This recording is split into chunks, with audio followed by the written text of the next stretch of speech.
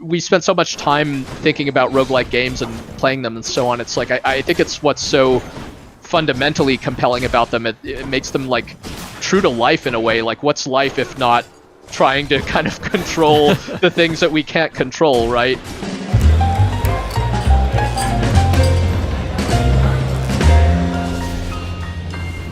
Hey everybody, welcome back to PlayStation Underground. You got your old pal Justin here, joined by my good pal Tim, and joined by our mutually good pal Greg Kasavin from Supergiant Games. Welcome to the show, Greg.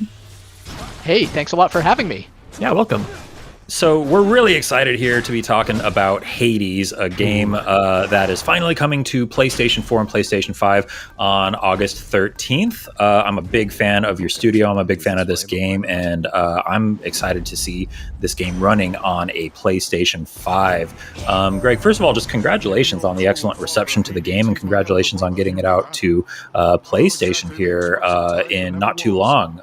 We're really excited to finally have it. Yeah, thanks so much. We are really, really excited as well to be back on PlayStation very soon here. It's been a wild ride with Hades for sure. I was telling you a bit before, we certainly could not have fully anticipated the degree to which, so many folks would be so excited about this game. So yeah, we like nothing better than to allow even more folks out there to be able to play and enjoy it. Yeah, well, I'm excited for them to get their hands on it too. So what we're seeing here is a run. I think this is somewhere around halfway through, a kind of a mid-game run. I mean, not that defining beating the game is kind of a tricky proposition with Hades, but you've got a few clears under your belt here. I saw that we did some stuff with the mirror at the beginning. That's kind of your permanent upgrades that you can unlock. And we started with the Poseidon boon, which is a good start in my book. Yeah. Oh yeah, those Poseidon boons are great. And we're rocking the shield, which I think is a great choice. I think my first clear in this game ever was with the shield, so I got a soft spot for that one. Greg, do you have any favorite weapons when you play the game? Yeah, the favorite weapon is so hard for me because we just kind of wanted them to all be able to be someone's favorite. I think I personally have a soft spot for the blade, the starting weapon, but that's probably a bit of development nostalgia on my part, just because it's the one that he's always had. Hades started in early access, so it actually started off. It's a weapon that got a lot stronger over the course of development, in part because it ends up having some like pretty significant like kind of built-in disadvantages because it has no ranged component. Even with the shield here, you can chuck that thing and like deal with enemies from far away, but with the blade you always have to get in their face. But I do like that about it. I like that kind of play style myself, coming from my whatever fighting game background of wanting to play kind of more aggressively. Yeah, I get that a lot in all of Supergiant's games, actually. I think that one thing that the team does really well is your personal tastes come into the game. Like they really shine through. You can see kind of like you mentioned your taste for fighting games in a lot of the games that you put out. And there was like when Pyre came out, there was kind of an NBA Jam kind of element to it. Like your inspirations are always pretty clear, and they always shine through really well.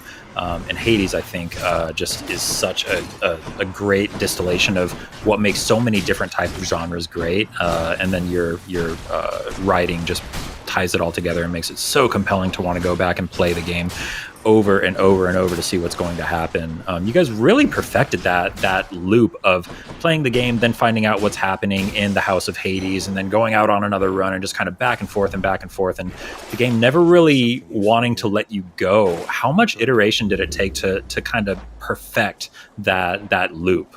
Yeah, I mean, it took the entire length of development of like over 3 years. I would say we were quite honestly, we were tweaking a lot of those aspects down to the very, very end and focused on them from the very beginning. One of the big things we wanted to accomplish with this game was to kind of make the pleasures of roguelike games, these games where you die and start over from the beginning each time, and make them a bit more like palatable, I guess, even to a wider range of players, because roguelike games are known often for their brutal difficulty, and Hades is not an easy game, I think, according to most people, but we wanted to have things there to make it so that you like wouldn't get frustrated and kind of rage quit out, as can sometimes be the case in the style of game. And the entire like the premise of the story, like the whole story component, is partly in service of that, right? It's just one more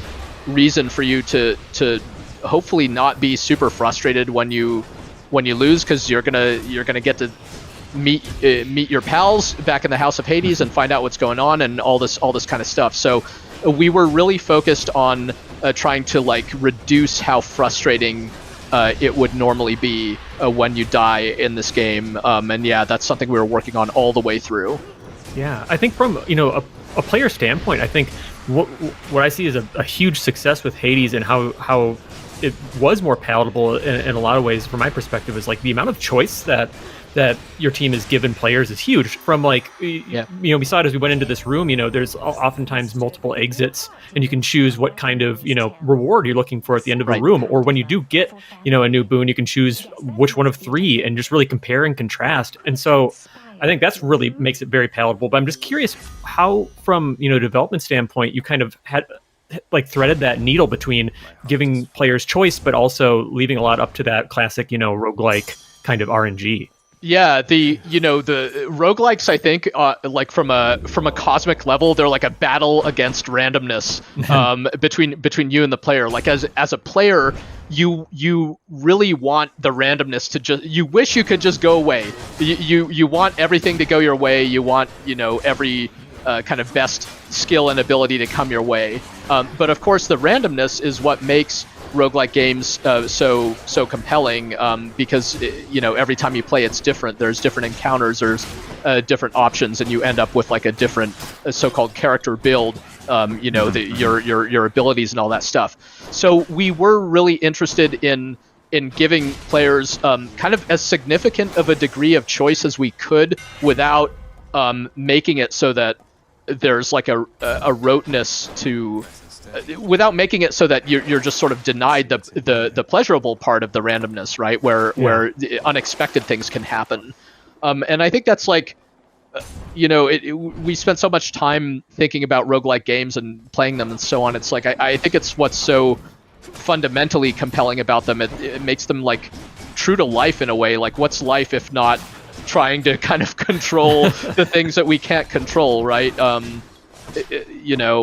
to create routine out of chaos and that sort of thing. So that's where roguelikes, I think, can like really ring true for people. And so giving players choices, it just makes the moment to moment play more interesting, and it makes the randomness feel less frustrating than it might otherwise, because in many cases it's kind of like a pick your poison situation instead of just like being forced to deal with something that you had no sense of control over at all. Yeah. Well, as Tim alluded to, you guys thread that needle really, really well. That's one thing that's interesting about roguelikes is that in many cases it's about the player getting better, and that's the progression in the game, is like your skill leveling up.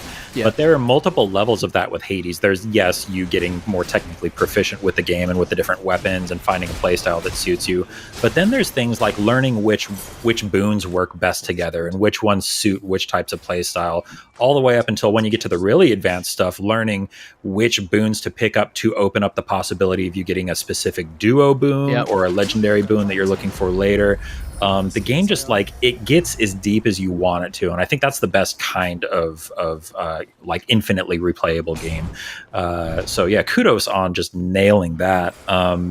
So yeah, I don't know if there are any particular boons or like boon combinations or duo boons or legendary boons that, Greg, you see the community kind of gravitating towards the most, or do you feel like it's kind of more an even distribution? Yeah, one of the things we looked for a lot in early access, because Hades spent a good couple of years in early access getting tons of feedback from our player community across all aspects of the game, including certainly the balance and things like the boons. We would look for, what are the boons that everybody's picking or nobody's picking, right, and stuff like that. And sometimes the data would say one thing, and player impressions and our own experiences would tell a different story, and we're just kind of we want to make sure that the choices presented are interesting, and there are few, if any, kind of no-brainer picks across the game. Though there are, depending on like the type of weapon or even the type of run that players are going for, certainly they're going to be like targeting certain specific boons. Like we have a hardcore speedrunning community and stuff like that, and they know exactly what they want, right? There's a run I saw, a speed run of so-called a fresh file speed run, meaning the player's going to clear the game on the very first run as quickly as possible. Oh, wow. And that player is targeting a boon called Merciful End, which is a duo between Ares and Athena, that kind of synergizes really well with Athena's dash, with her dash boon, which is also very powerful and quite popular. Boon. I think I saw that video that you're referring to. I think I saw a video of you and Amir commentating over that, right? Yeah, that's the one. It's on IGN. It was really impressive for us to see. I think the player cleared it in only about 20 minutes or something like that. And you're very, the player has very few advantages on a fresh file. But we did decide, we had to ask ourselves that question, like, should it even be physically possible to clear the game on the first run? We decided yes. Like, however unlikely it should be possible, and the story accounts for it and stuff like that. So it was really cool to see someone not just pull it off, but pull it off extremely quickly. That's another thing that is so incredible about this game, is the game, like, it knows things that you've done or things that you haven't done to an almost unsettling degree. How... I don't know how to ask the question that I have in my mind right now, but like, how did you come up with all of the different permutations, all of the different ways that the game can track, like all of the different things that you've done? Like, if you have a streak going for a long time, like a win streak going for a long time, and then you lose, like the next time you see, I think it's Hermes, he'll comment on it, like lots of cool stuff like that. How did you implement all that? Yeah, it was, so we certainly implemented all that stuff over time, and it really flowed from the individual character personalities and from our broader desire to, like, all of our games have strived to be reactive in some way and to kind of pay attention to the player. Like, paying attention to the small stuff a player does, I think when games do that, it tends to be like really... It just feels good. You feel noticed and seen in a good way. It's like my analogy is like when somebody says, "Hey, nice shoes" or "nice haircut" or something like that. It's like, it's a small thing, but when somebody pays attention to some small way in which you've changed or something like that and pays it a compliment, feels good. So we try to fill our games with stuff like that, and a lot of those ideas flowed from the specific characterizations. So, we have Ares, the god of war. He likes his violence. He likes his destruction. So he's a guy who knows all about your weapons, who knows all about the stuff you're killing, how much stuff you're killing, and so on. But someone like Hermes, he's the god of swiftness and travel. We're like, oh, this guy's the god of speedrunning. He's going to pay attention to how quickly you clear the game, and you can turn on like a gameplay timer to time yourself. He'll talk about things like that and stuff as well. So it was just really fun to come up with those ideas that felt specific to the different characters, instead of it being this sort of one size fits all thing where like, if every character commented on the speed at which you cleared the game, it wouldn't feel particularly interesting, I think. But Hermes talking about it, like, well, that's just one of his hobbies. So yeah, we just kind of, from playing the game ourselves, from watching other people play, there was kind of no shortage of those types of ideas throughout development, and we would jam as many of them in as we could, and implementing them individually was like fairly... An individual thing like that was not particularly hard. It's just kind of the sheer volume over time that added up. Yeah, and we saw, obviously, we're in sort of the second area now, and defeated Meg and moved on. But I'm curious, one thing to your point was that kept the game really fresh, and like it was noticing me is, every time you would fight Meg, she might be, back in the House of Hades, and she'd comment on how the battle went, and that battle would even change. That first boss battle would change form. So what could you say, Greg, about like the decision behind, like, whether to have players do the same boss battles again versus letting them skip them, and what kind of decisions went into that? Yeah, Meg was like a really important character from that standpoint you just mentioned. She was the one who I think in a lot of ways like very concisely expresses a lot of our goals with the game. This idea that the bosses are going to remember you, and your 20th time fighting a boss in a game is not going to feel the same as your first time fighting a boss, and why shouldn't the game be self-aware about that? We did want for players to like kind of go through the structure, like as they're, not nice. Oh yeah, curse of drowning can be a fun one. We wanted players to go through the structure each time because the game is like even thematically, about this battle out of hell from the very bottom to the very top. So the structure was going to remain the same, but we wanted there to be a lot of surprises that could happen along the way. And it's kind of ties back to some of the stuff I was saying before, that there's some stuff that can be predictable about it. The shape of the run can be similar from one playthrough to the next, but within that, hopefully a lot of different surprises can happen. And we wanted for players to encounter the same bosses for the most part, at least, in part so we could develop those like relationships and kind of have those mix-ups in the encounters with them.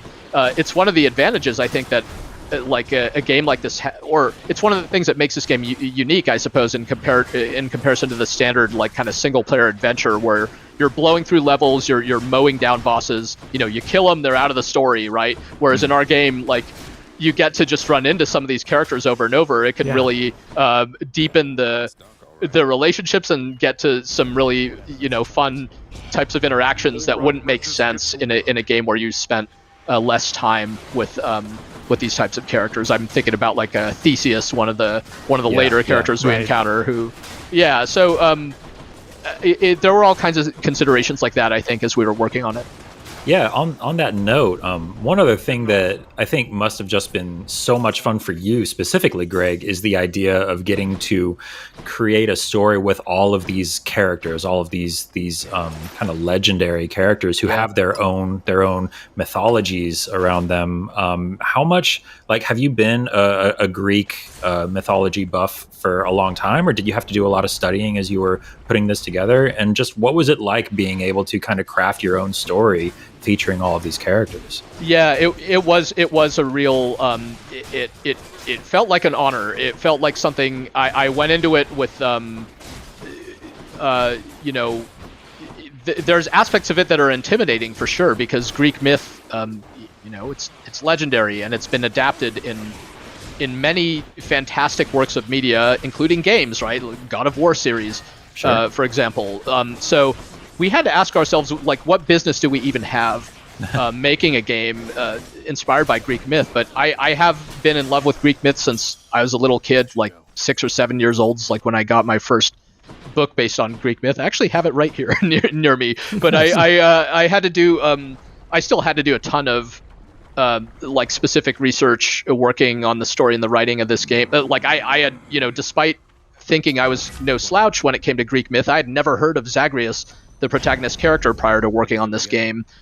Some player, which I don't think is that uncommon, like a lot of players assume that he's a character that we made up, and it's like, nope, he's from mythology, and we discovered that according to some versions of mythology, Hades had a son, and that idea was so compelling to us that we wanted to make a whole game around it and kind of figure out what was the real deal behind this guy and how does he fit into the myths that are known about Hades. And for me personally, like being able to kind of bring in some of the heroes of Greek myth, a character like Achilles, for example, and then also some of these lesser known so-called chthonic gods, these gods of the underworld like Nyx and Thanatos, who I couldn't tell you why they're portrayed so infrequently in adaptations of Greek myth, because they're super fascinating, I think.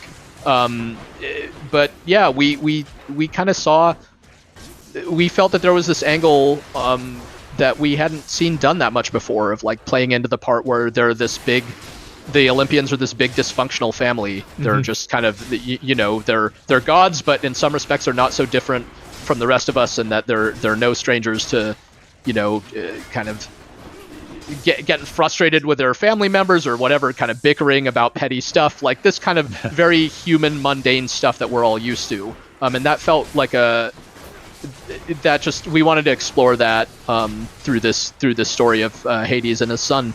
Yeah, I would, from my humble perspective, mission accomplished, because not only did that shed light on some lesser-known characters, but it made the whole world feel really fresh again of Greek mythology, because, you're introducing folks, characters from Greek myth that, folks might be less familiar with. I also wanted to note how edge of my seat I've been watching this run, because the player has been like really threading the needle here, and I saw we popped like a death defied here at the beginning of this fight, but this has been really exciting. Yeah, we're up against the old Lernian Bone Hydra, who is the Hydra is the second biome boss, and when we first launched in early access, this was as much game as we had. So this was essentially the final boss in the very first version of the game that we released, and we had to build out all the rest. And there's a great example of the game kind of evolving as you play it more with this boss specifically. I won't spoil it here, but after you've faced that boss a few times, just pay attention to what happens. Zagreus has a lot of fun in this game, and he acknowledges frequently the fact that he's doing this over and over and over again, and I love that you guys just really leaned into that side of it. Thank you. It's an example of the kind of thing. It's like, hey, the way Zagreus is going to feel about the Lernian Bone Hydra after encountering the Hydra dozens of times, he's gonna feel different about the Hydra after a while. So just like being able to ask ourselves, how would he feel about the Hydra, and have him speak to that is a lot of fun. And it went over. Nice and cool. Players seem to really enjoy it too. So I love it. Well, we're just entering Elysium here. I think that we're gonna shut things down here shortly. Here, we don't want to spoil kind of the final boss of the game once we get up to that point. But real quick, this is coming to PlayStation 5 and PS4. Greg, can you tell us a little bit about just the PlayStation version of the game? Like, what's the resolution we're looking at on PS5, and any other features that you're implementing? Yeah, we have Hades running here in 4K on the PS5. It's nice. Target 60 FPS on both PS4 and PS5. It's 1080p on PS4. It should run great. Feel great. There's a big focus for us on just having the action feel as tight and responsive as possible. And it just I think inherently with the DualSense controller on PS5, it's just kind of makes every game feel better. I think just automatically. It's such a great controller. I think you've got a fun thing going on with the light bar. Like it's the color of the god that you're talking to, right? Oh, that's great. Yeah, that's right. Each god that you talk to, the light bar will kind of light up in accordance with their particular color choice. And there are a few bits of DualSense kind of extra juice here and there, petting Cerberus and all that. Cerberus is a gigantic dog, so you'll feel the the intensity of the petting when you're kind of up in Cerberus's face. But that's always a treat between runs. I'm going to sink 80 more hours into the game just so I can feel what it's like to pet Cerberus. Well, you won't need 80 hours for that particular interaction. It'll be 80 hours of just petting Cerberus. Yeah, that's. Let's be clear. This is Hades. It's coming to PS4 and PS5 on August 13th. Tim, thanks for helping host this interview. Greg, thanks so much for taking the time. Anything else you want to say to the PlayStation fans out there before we let you go? We're just really grateful for your patience and for your interest in Hades. We really, really hope you'll enjoy it when you get a chance to check it out not so long from now. Fantastic. All right. Well, thanks again, Greg. And Thank you. Pick up Hades on August 13th.